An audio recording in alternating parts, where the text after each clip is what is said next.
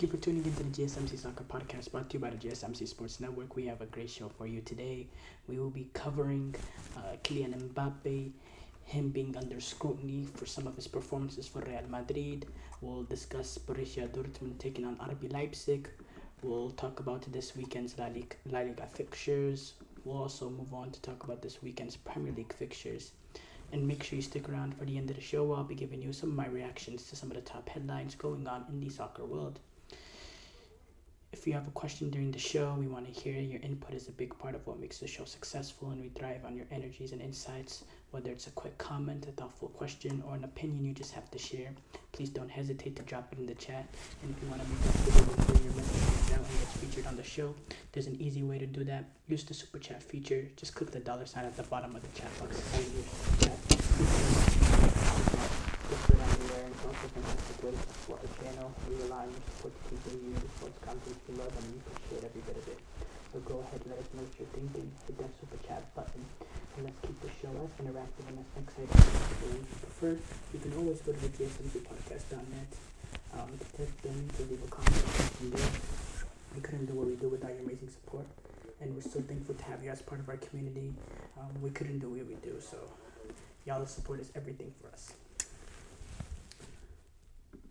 We have to start off though, real quick, my mouth is dry.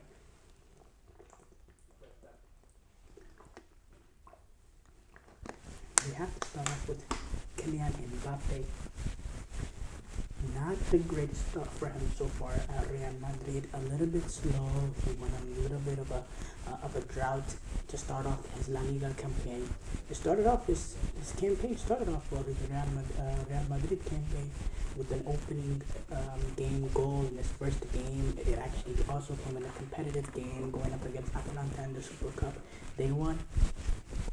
But then a few games after that game really struggled. It took him a few games to get his foot, adjusted in La Liga, to get that first goal, and then he had a period of some good success. He had 5 straight games with a goal. Then that injury came that took him out for a little bit, but he was able to return, and since then hasn't been the most dominant, which we understood it was always going to be a little bit slow for him, because it is an adjustment coming into a team that won the Champions League and having already 2 players that primarily want to play the position that Mbappe plays off that left-hand side. You already have Vinicius. Rodrigo also wants to play off the left-hand side, is being forced to play on the right-hand side to accommodate Vinicius, and Mbappe was not playing through the middle. So there's that aspect to it as well, and it's an adjustment, of course, him playing through the middle. We remember in his PSG days, he didn't really fancy playing through the middle, especially later on as he started getting more and more as he started getting more and more relied upon at PSG, and he noticed the reliance even more.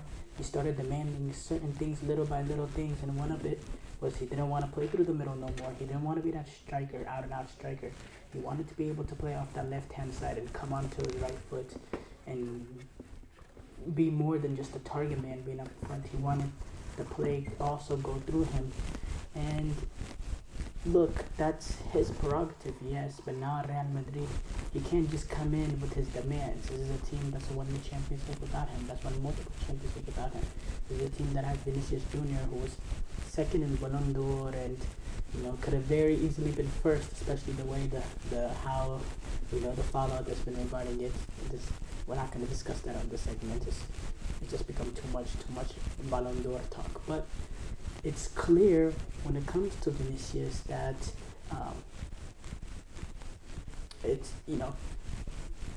when it comes to Mbappe, that he is struggling, in this, especially in this big game, his biggest game so far, the big game that he's going to play El Clasico. He really struggled, and you get called offside 8 times. Is that crazy?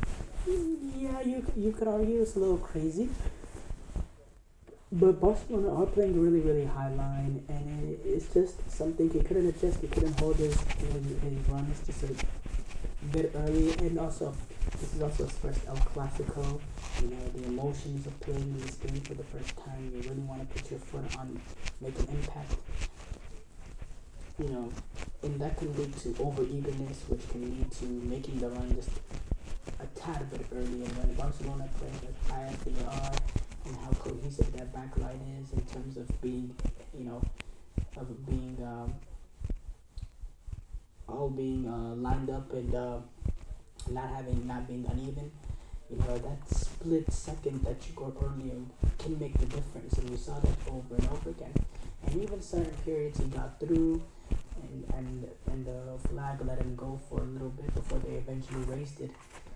He wasn't clinical even. He took a lot of attempts, and they were all near post, and there were some good attempts that he had that he just, you know, that he couldn't get on target. And it was a pretty poor performance there. And so far this season, there's been games that he's played where he's really struggling to get involved. And that's the scary thing as well.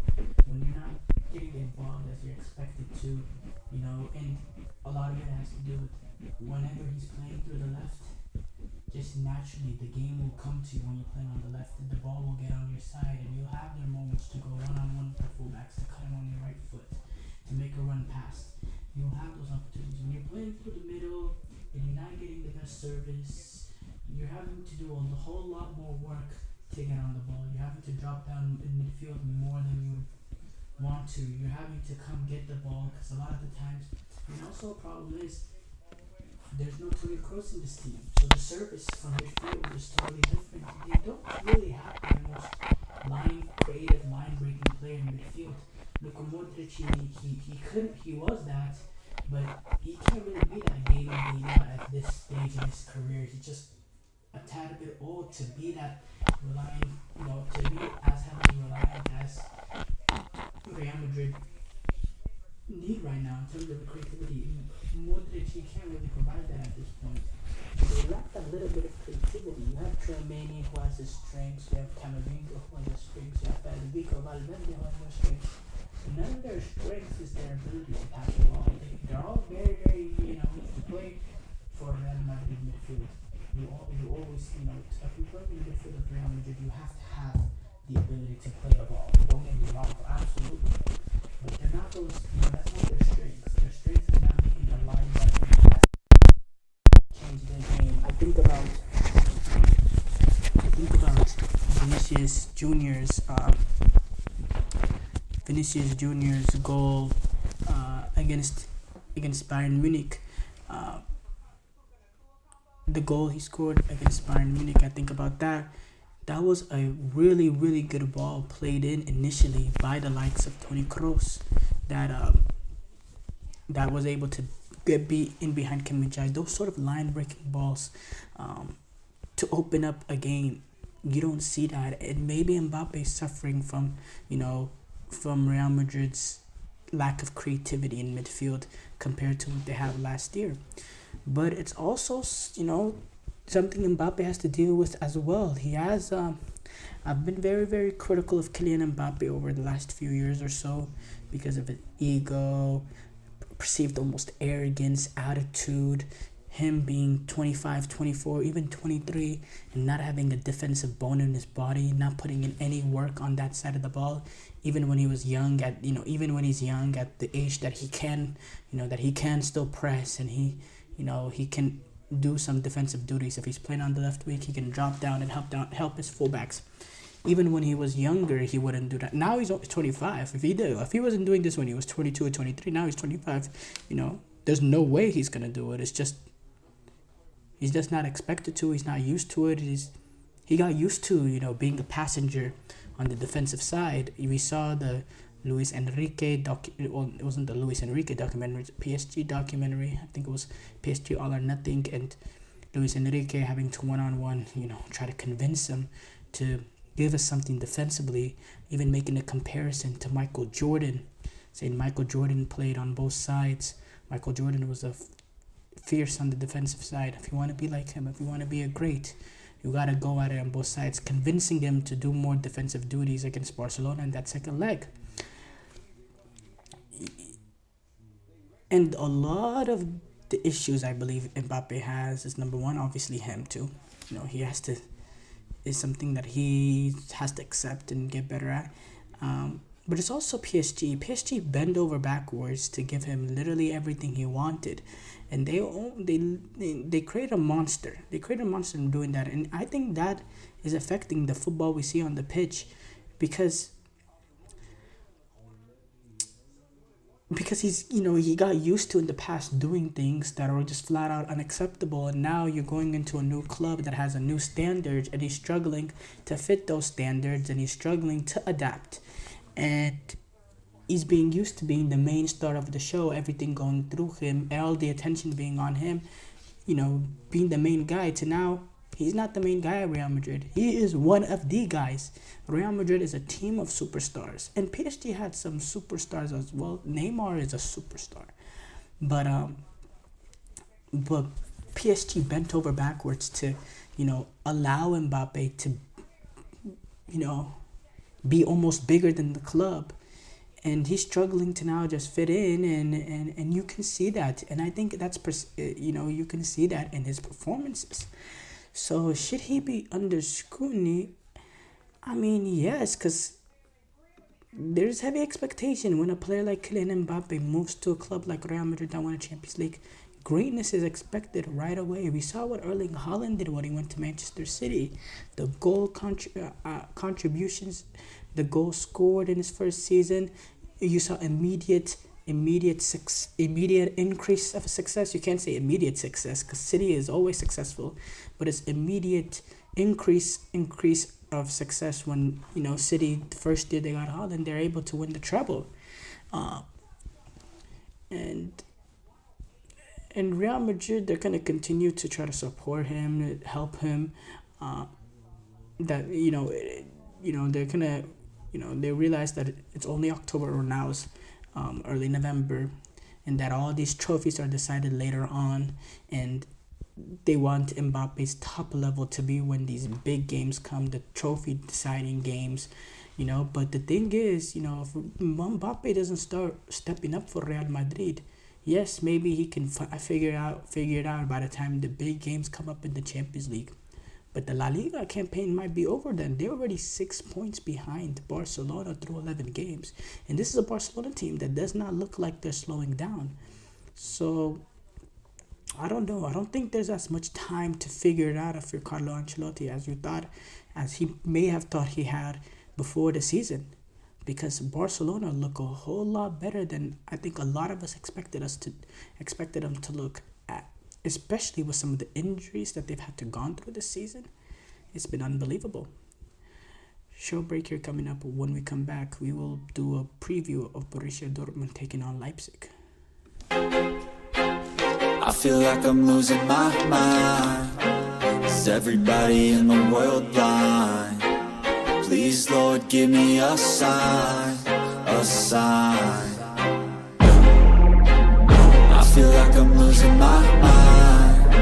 Is everybody in the world blind? Please, Lord, give me a sign, a sign. I wanna be the greatest. Everybody on the fake shit. I look around and feel like everybody is the fakest. I make this every day and I'm impatient, hoping one day I blow up from the basement. Statement, the top is so vacant. I don't hear shit that I think is amazing. Waiting for my day when I'm playing sold out shows for 1,000 faces. Hey, give me that crown, get in my way and to be put down. It ain't your place, all this my town. If I want that shit, then I'll get it right now. I'm losing it, the noose it fits, I'm losing shit. A stupid myth, you choose to live or choose to dip. You choose to fight or lose your grip and lose a gift. I feel like I'm losing my mind. Is everybody in the world blind? Please, Lord, give me a sign, a sign. I feel like I'm losing my mind. Is everybody in the world blind?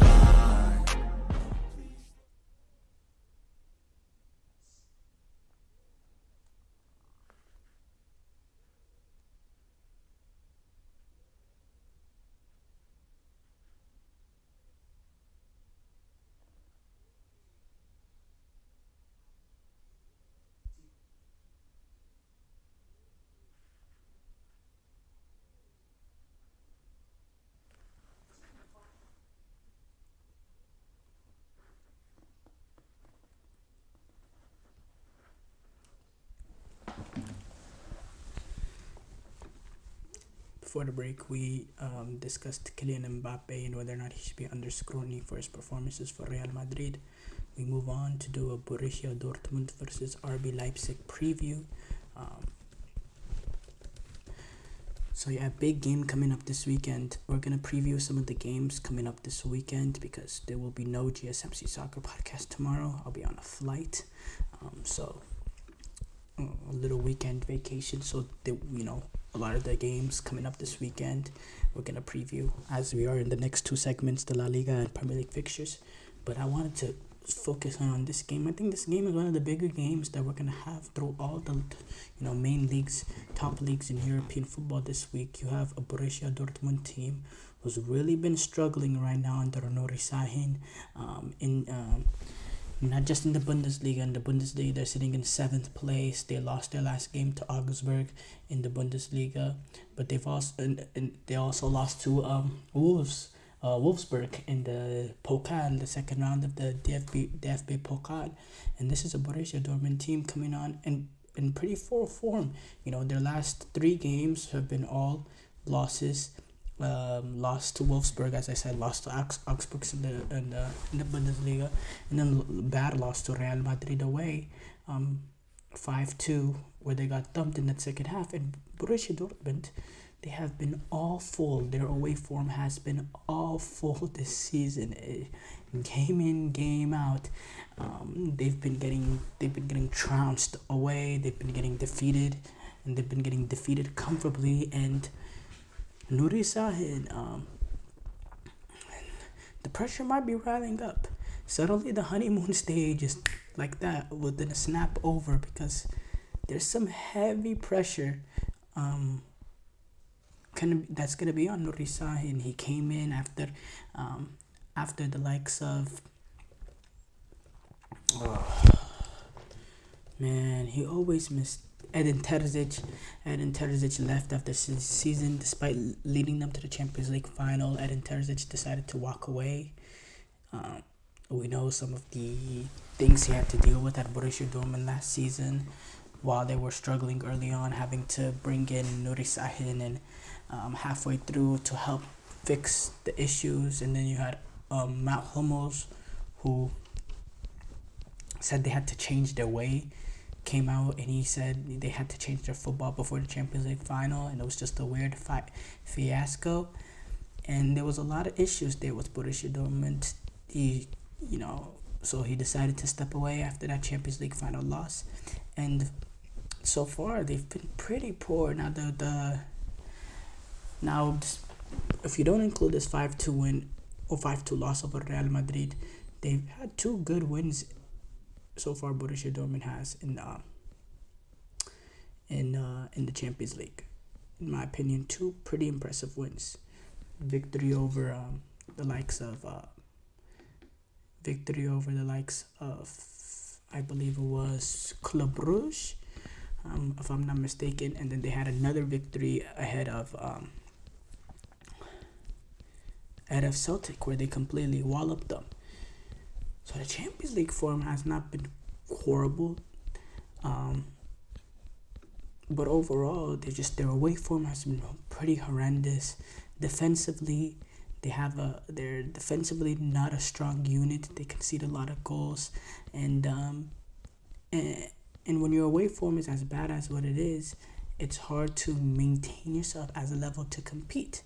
Now, the great thing about this game, if you're a Dortmund fan and if you want some optimism, is you're not playing this game away. You're playing this game at the Yellow Wall at the Signal Iduna Park in Dortmund. So that will be a factor, and that'll give you a way bigger opportunity going up against a Leipzig team who's been really good so far in the Bundesliga. They're unbeaten in 8 games. They're sitting level with Bayern at top of the league with 20 points, 6 wins, 2 draws. They've had they haven't had the biggest tests up to this point in the Bundesliga. They got the win early on the season against Leverkusen team that won the Bundesliga last season in dominant fashion. They had a really good win over Bayern Leverkusen. The fact that they did it away as well at the Bayer Arena, that for me was also really impressive. But other than that, this is gonna be this is gonna be a pretty big test for them, and it's gonna be a good test for them because they're going away to Borussia Dortmund. I think Borussia Dortmund home and away is two different. If you beat Borussia Dortmund at home, like a Borussia Dortmund to go away and you beat them, I don't think it's that impressive of a win because I don't think they're that impressive of a team. But Borussia Dortmund playing at the yellow wall in that atmosphere, they are a really good team. They can score a lot of goals. They have pace in the attack. They have quality as well. Guirassy, he's a nice little player, nice little target man. He occupy the center half, so they'll make it difficult. And he'll finish an opportunity when it comes. You don't have Adeyemi, but you still have the pace of Donial Malen that can get you in. I think Brandt, if he can get on the ball in certain areas, I think he can be effective. And then Vino Gittins, I think that's a really good player as well. A player that's really coming off his own this year, really, solidifying his spot at that left winger position or left-sided attacking midfielder position, and he's been getting into the box, making those late runs and having an impact as well. So I definitely think, yes, Borussia Dortmund is a struggling team, but the fact that they're playing this game home is makes it completely different, makes the outlook completely different. Borussia Dortmund home and away, completely different teams. Now, look, for this game, you analyze that and say, okay, this Borussia Dortmund, they can get the result in this game. They shouldn't be, if they're not the favorites, they shouldn't be overwhelming underdogs by any means.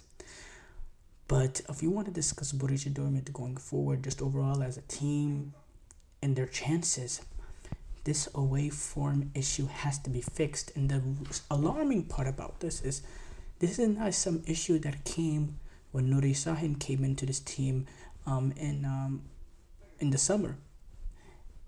This is an issue that's that you go back to late of last year, even when they were under Edin Terzic, playing in those Bundesliga games down the stretch, they were struggling away from home. And is it a mentality thing? Is it an over-reliance of that great atmosphere that you have at home? Is it the bottle of the players and they just can't handle it? The away atmosphere, the away crowd. That's something that has to be discussed. There needs to be a sit down, a coming together. Is it just the fact that we don't have the bottle? We can't handle the pressure?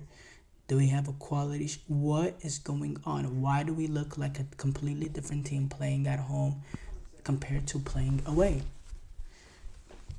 Why is that? They have to come up with that answer, because it's not something you could just pick. But yes, Dortmund's the belief that they have in Nuri Sahin in this game, it's gonna be really, really, really tested. And Dortmund have came under fire in Germany, in the headlines in Germany. And it hasn't been for the right reasons as well. I think Sahin, the difficulties he has to face, he needs to, number one, he's had injuries. The big one is Adeyemi, but he's had a lot of injuries, and he had to improvise, I believe, against in this game against Wolfsburg. He had to play Pascal Gross as a midfielder, had to play him at a right back. And then he played Julian Brandt as the 6, and we know Julian Brandt, he's not effective, or he's not as effective as he could be as a number 10. That's really what he plays, drifting, getting the ball in the edge of the box. He's not a holding midfielder by any means. And there's been a lot of adjusting that he's had to do.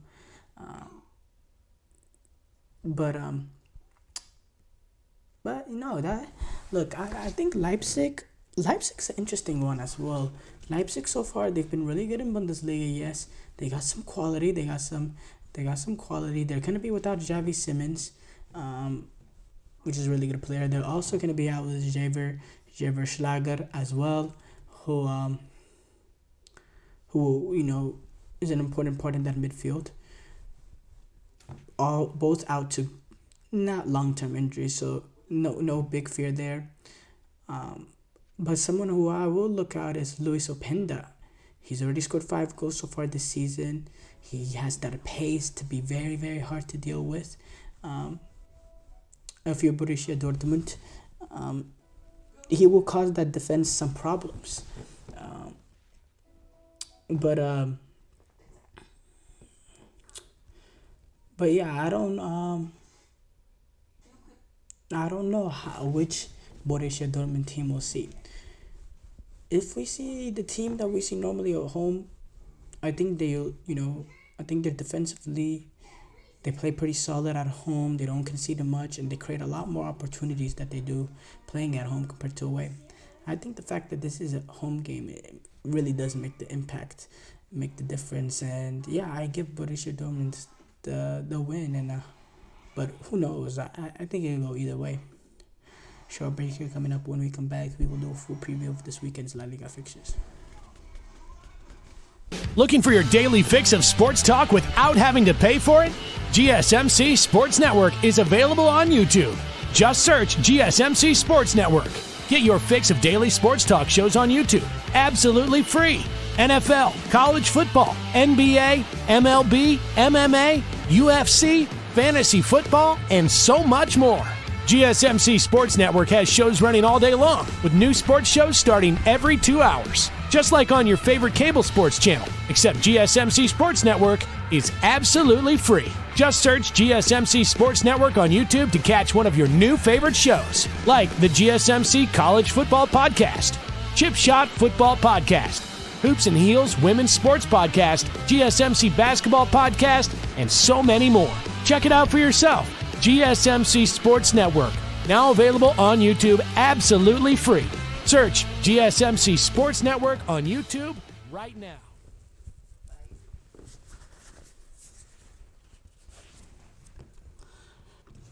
Before the break, we did a Borussia Dortmund versus Leipzig preview. We move on to do a full preview of this weekend's La Liga fixtures. A lot of games coming up. Before we discuss the games coming up this weekend, though, the Real Madrid versus... So there's... Actually, it's not just the Real Madrid game. There's multiple games, actually. Let's go look at it.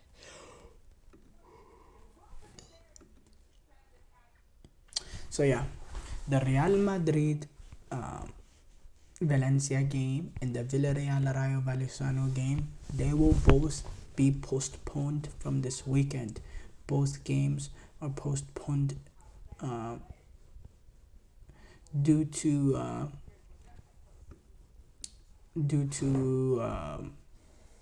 flooding in the area, and this is not some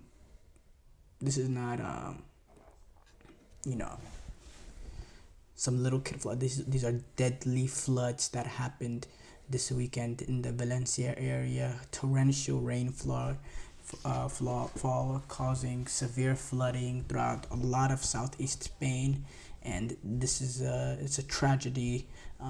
Horrific flooding. It led to more than 90 people passing away, and the death toll just keep rising. And yeah, this tragedy and this horrible circumstances led to Valencia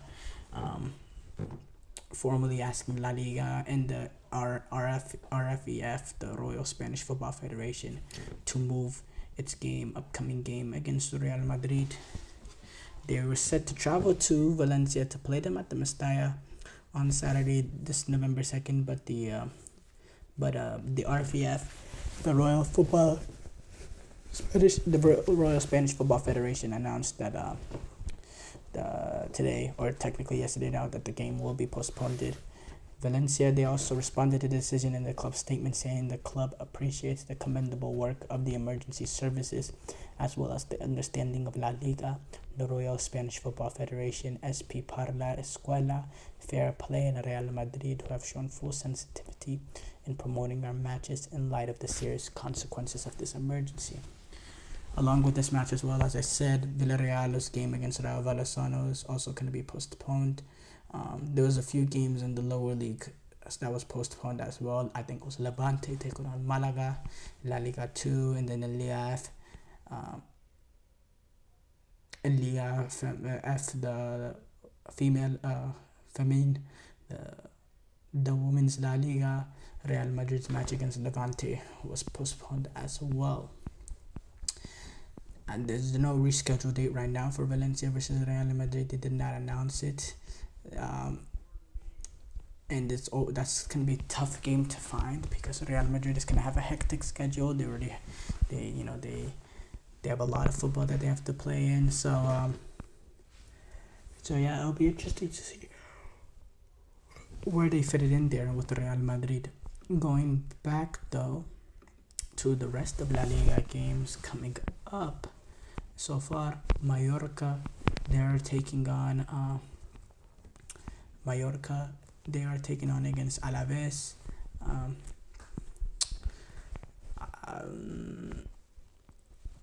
Alaves has had a pretty decent home record this season, and Mallorca has also done pretty well going away.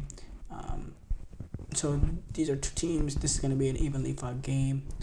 Mallorca, they've had a good start to their season. But Alaves is never an easy opponent to play when Alaves is at home. So it looks like I think this is going to be an even battle game.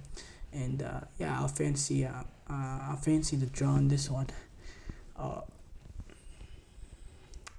Osasuna, they'll take on Real Valladolid. Girona will take on Leganés. We know Girona, they finished last season top 4. Been really struggling, sitting in 11th. They've already lost 5 games. And I worried about this with them. I think Bologna a little bit is suffering this to an extent as well.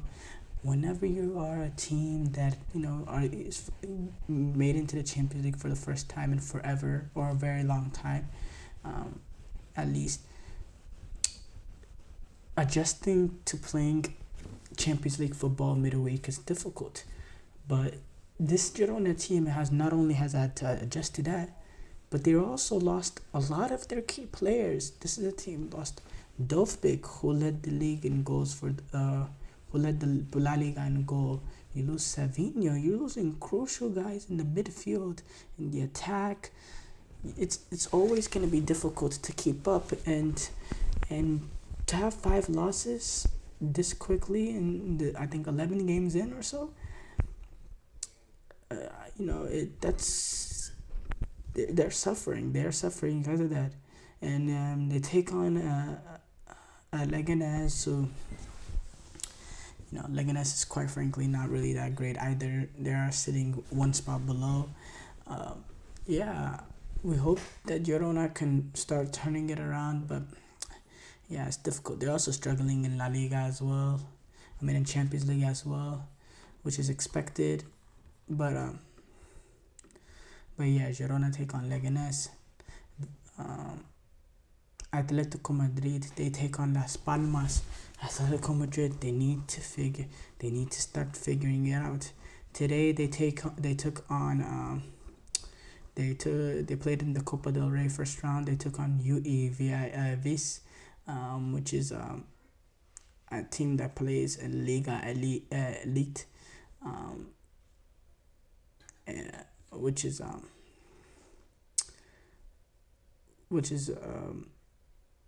a Catalan Super League team essentially. It's in the 6th tier of the Spanish football league system, so an extremely lower league team.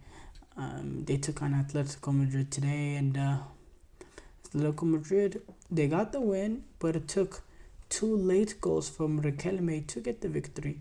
Even though Atletico Madrid had 82% of the possession,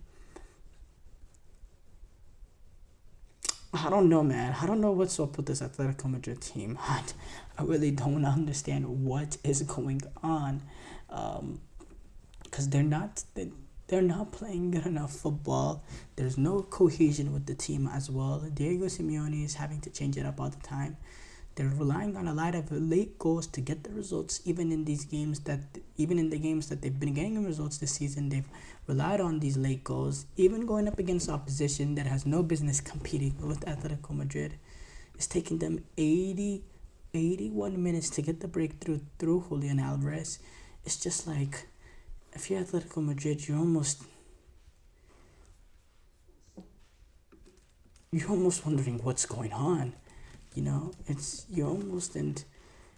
credit to them, they did get the win today, but for you Vis to be able to compete with Atletico, it's really a shame. Now Atletico, and I'm not gonna really go big on that lineup that they played, because when I talk about cohesion, he needs to set up cohesion. It's in the game that matters. Now you're going up against a Las Palmas, a La Liga team, a team that provides you much more competition than a team playing in the 6th tier of Spanish football. And Las Palmas, though, yes, they're way better than the 6th tier, but in terms of La Liga, not the best team. They're already have 6 losses. They're sitting in a relegation spot if the season ended today. Atletico Madrid playing at home, they should win this game. But can we see some consistency? Can we see whatever attack we see, whatever formation we see, can we start seeing this formation and attack being played game in, game out to build some sort of continuity? Because that's a very, very important thing. And they don't have any continuity because there's always different players in the attack. It's always a different formation. And yeah, Sevilla, they take on Real Sociedad. Sevilla, they start off the season really, really poorly. Since then, a few days ago, they got a first round win over Copa del Rey. And then they beat Espanyol after they suffered that 5-1 loss to Barcelona. I think Sevilla being managed by Garcia Pimienta, they're a team that they should be better than where they're at. We know what Sevilla is. We know the history of that club. They shouldn't be mid-table. There's some individual quality there,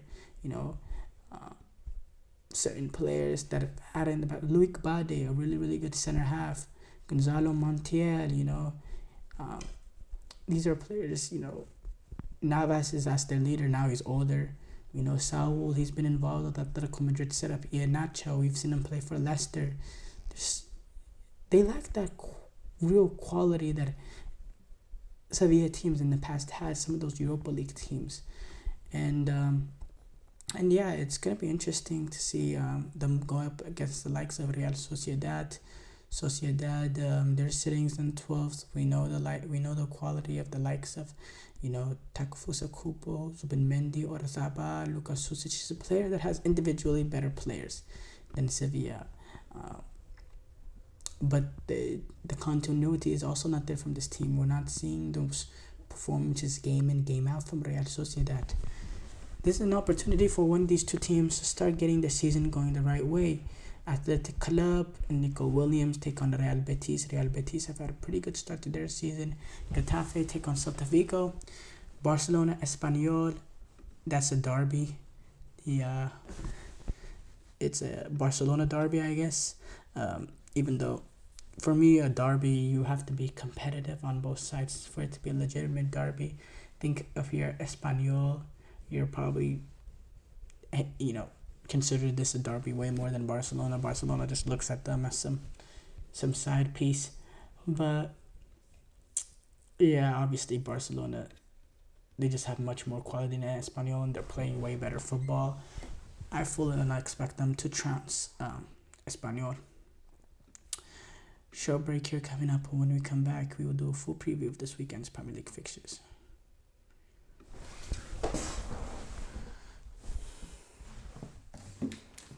For the best and latest podcasts available anywhere, go to the podcast app on your cell phone and type in GSMC. to access free content-rich podcasts on health and wellness, book reviews, sports, entertainment, relationships, social media, movies, technology, finance, and even weird news. Subscribe and download the GSMC Podcast Network's family of shows, available everywhere podcasts are found.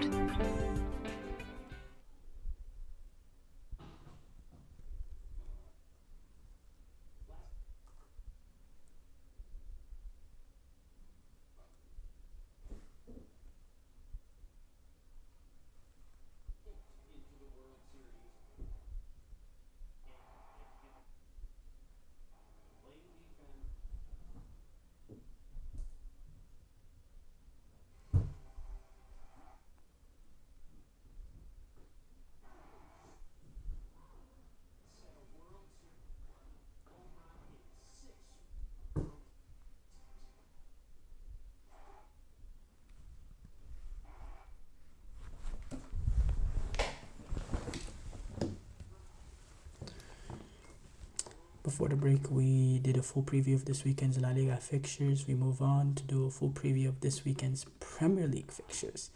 A little bit different there. In the Premier League, a lot of interesting games. I discussed this a little bit on yesterday's show. I'm not going to go in depth though. Man United, Chelsea, just short notes there. Chelsea obviously coming in really, really good form, being able to create a lot with players running in behind, and quality from players in midfield like Latvia and Caicedo, being able to find them. Cole Palmer also dropping in, being able to find players making runs in behind, also being deadly when he gets the ball on the edge of the box, to be able to have a cute and clever pass to play someone in, or to be able to find space himself and take a shot on himself. And he's already scored 6 goals or something so far this season.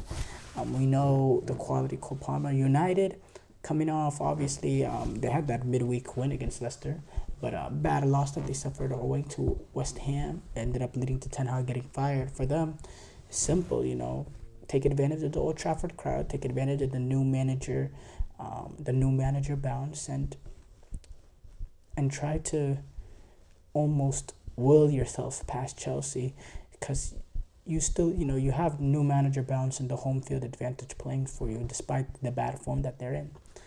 Newcastle take on Arsenal. Look, now starting to get desperate times for Arsenal. Desperate times call from desperate measures. They're already sitting 5 points away from Manchester City. Slip-ups can't come anymore. You can only slip up so many times. Arsenal, they need to go on that crazy unbeaten run that they went on last year. We need to see something like that, and it needs to start a little bit earlier now for Arsenal. And you take on Newcastle away. Newcastle atmosphere can be a difficult place to play away at. But the thing with Newcastle is they're not playing that football that we expected to see from them this season. It's a lot of times that they have conceded possession, and the other team have been the protagonists, and the other team have been the teams that created a lot more opportunities. And Newcastle almost trying to sit in and try to play off that and play, counter off that and take advantage of the opportunities when they come the other way. Now the thing is, you could get away with that kind of against Arsenal. If you can get away with that kind of against Arsenal, because Arsenal is also going to be willing to give away the ball, to allow you to have the ball and to play, a transitional game. So it's almost a conflict, it's almost both teams have a similar approach on how they want to go about it. Especially with this being away, I think we're going to see a little bit more of a pragmatic Arsenal compared to what we saw of them against Liverpool. So I don't know. I don't know how this game will go, but I think the desperation that Arsenal has, knowing that if they drop points again, that this title race is probably slipping away. I think they will probably figure it out, but again, where's that quality going to come from? Where's that creativity is going to come from to get that breakthrough? And then do they have that defensive... are they as defensively solid to not give away anything in transition? Gabriel Magalhaes, is he going to be back? The knee scare ended up being minor after the scans came back, but will he be available for that game? You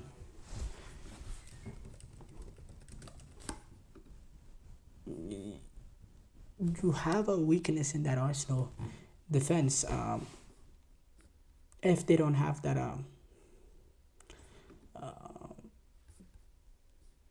if they don't have Gabriel,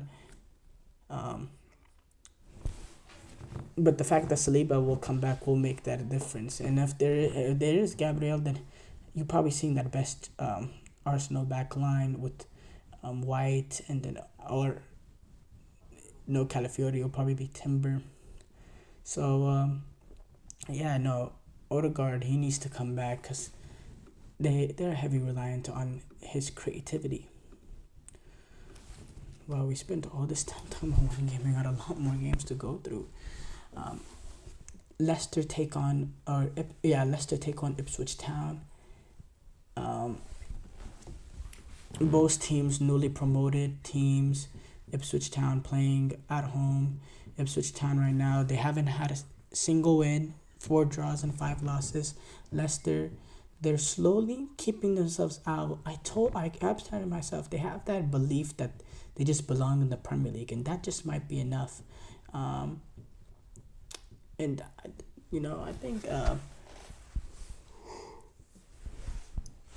think in this one going up against Ipswich, I think a good result for Leicester would be a draw. You got a draw. You're a team in that relegation zone fighting. A draw away is never bad.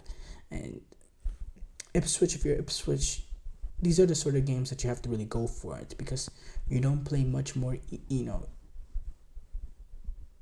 much more easier opposition in the Premier League. It only gets more difficult than here. This is a fellow promoted team. These are the sort of games at home that they really need to go for, because 1 point doesn't take you anywhere fast in the relegation race.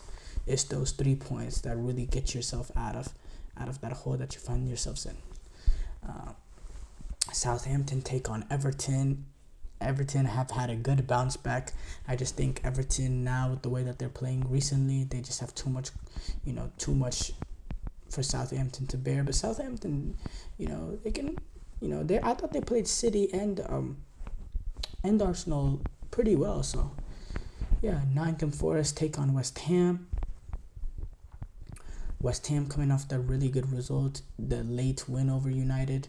With everything that went on, they're sitting 13th with 3 wins, 4 losses. Not the greatest start for them. Nottingham Forest have had a really brilliant start, sitting in 7th place, 4 wins, 4 draws. They've only lost 1 game through their first 9. It's been very, very impressive.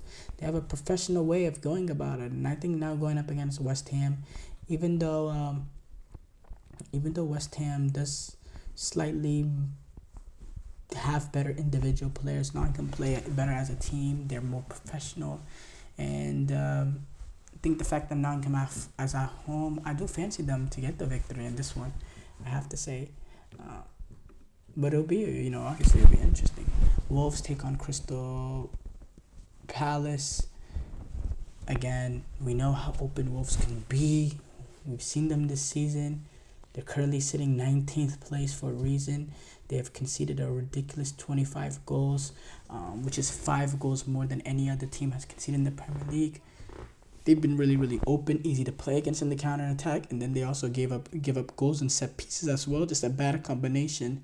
They're able to create a little bit themselves as well.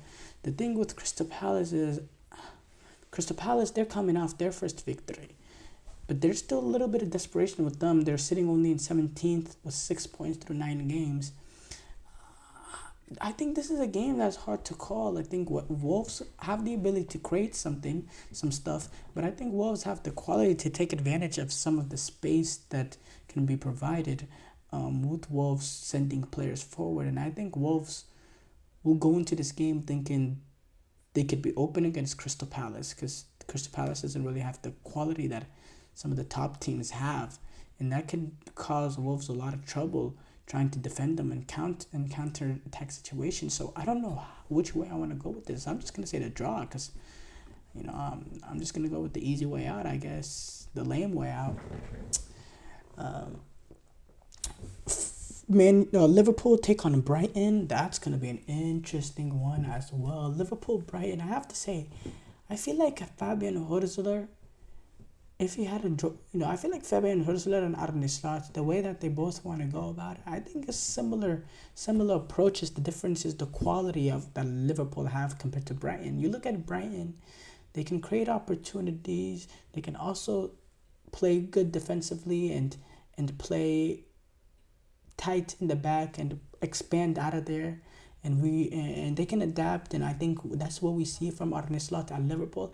I really think the difference between Arne Slot and Fabian Hürzeler is the teams that they got. I think Liverpool can play a little bit more attacking because of the quality compared to what Brighton has. But despite Brighton have some less quality, Brighton are playing some pretty good football so far. They're sitting 6th place.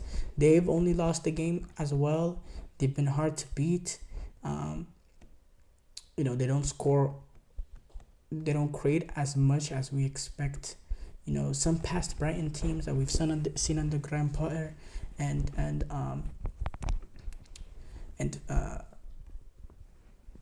De Zerbi, they create a lot. This team is a little bit different. They have a little bit more balanced element to them, which makes you a little bit more scary. It makes it more difficult for a team like Liverpool to get the result. Liverpool, they beat Brighton actually today or yesterday, 3-2 in the EFL Cup. Obviously, totally different circumstances. Players playing in these games, in this game, that are not gonna be playing in this weekend. But yeah, obviously I'm kind of favor Liverpool because just the quality Liverpool have, and Liverpool are in the title race. They can't afford to slip up in games like this. Last game we will discuss is City take on Bournemouth. Now, Bournemouth have had a pretty good season so far this season. They're sitting 11th place. 3 wins, 3 draws, 3 losses. Mid-table, 11th. That's probably around where they're going to be at the end of the season. They're really well-managed team by Antonio Areola that has a set way of getting the results when it's needed. But you take on a Manchester City team that just has far too much quality. And yeah, I'm going to fancy City in this one, obviously. Show break here coming up. When we come back, we'll react to some of the top soccer headlines.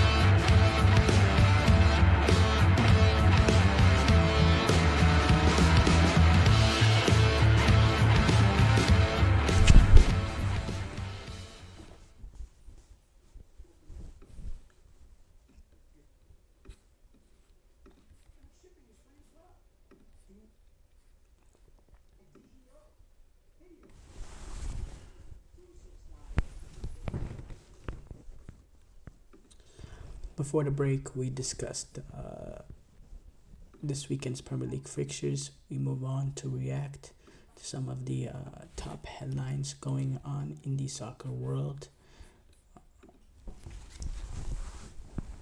Ruben Amorim, he's set for the Man United job. He's gonna be hired, sources say, but the thing is, he's set to take charge of United during the November international break. It is reported that United and Sporting Lisbon have made significant progress on the agreement that allows Ruben Amorim to depart to become manager of Manchester United. Obviously, Amorim is going to succeed Erik ten Hag, who just got sacked this past Monday. and we know Ruben Amorim is going to be that sixth coach since Sir Alex Ferguson retired in 2013.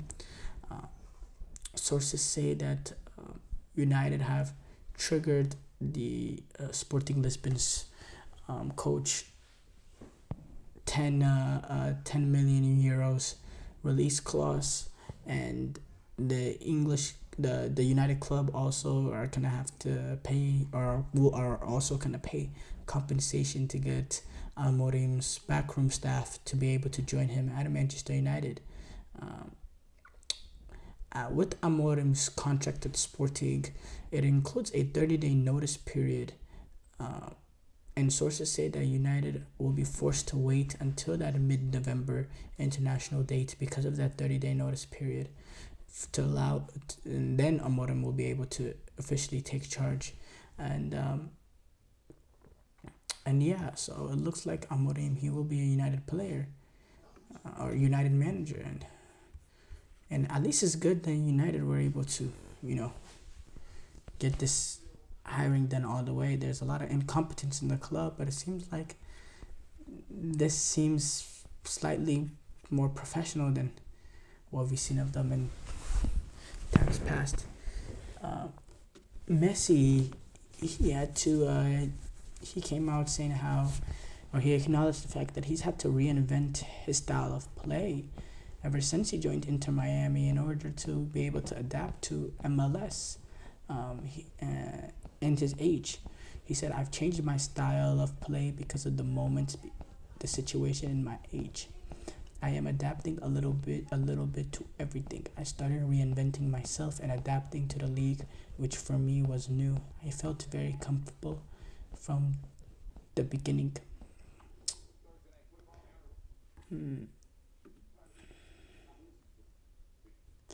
Fermin Lopez has signed a new deal with Barcelona, an extension with the club till 2029.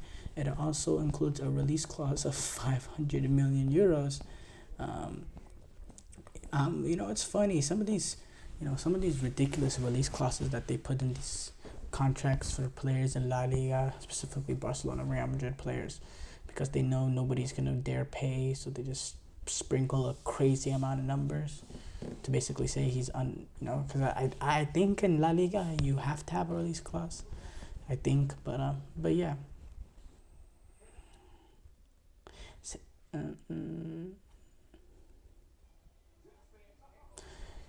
Yeah, there's not that much going on in the soccer world.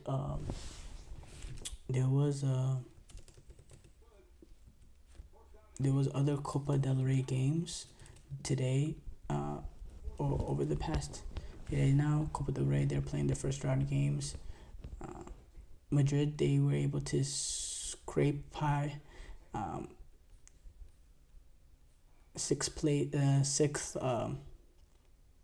no, that was Atletico Madrid. Yeah, Atletico Madrid, they scraped by sixth tier Spanish football VIC. Espanyol got a 4-0 win over San Teriso. Elche got a 3-0 win over Correa. But yeah, Copa del Rey early on, it's a lot of lower league teams. It's a little bit different than the FA Cup. It takes a few rounds for the top big teams in the FA Cup to play, so it's a little bit different. But it's also a good opportunity for some of these lower clubs, because you're getting engagement, you're getting eyes that these clubs don't usually get. I mean, I believe the stadium that the Atletico Madrid opponent played in has 4,000 seats or something. That's really low. And Hercules Gomez, when he was speaking about Mauricio, obviously former U.S. men's national team player, when he was speaking about Mauricio Pochettino's impact, it was he made some interesting statements. Gomez said, I try to be as unbiased as I can, so I'm very desensitized to it. If the U.S. men's national team wins or loses, it's not my problem. I couldn't care less. I'm here to analyze the situation. From my job perspective, that's the way I treat it. From an ex-national team player's perspective, I like to be known for being part of a winning program. I like to be known for representing certain values and being part of something that meant something, so that when you wear that jersey, you know the importance and the weight of it. I'd like to see the same responsibility held by today's generation and tomorrow's generation, and those before that or after that. But when it comes to my job, I'm as cold as they come. I'm very far removed.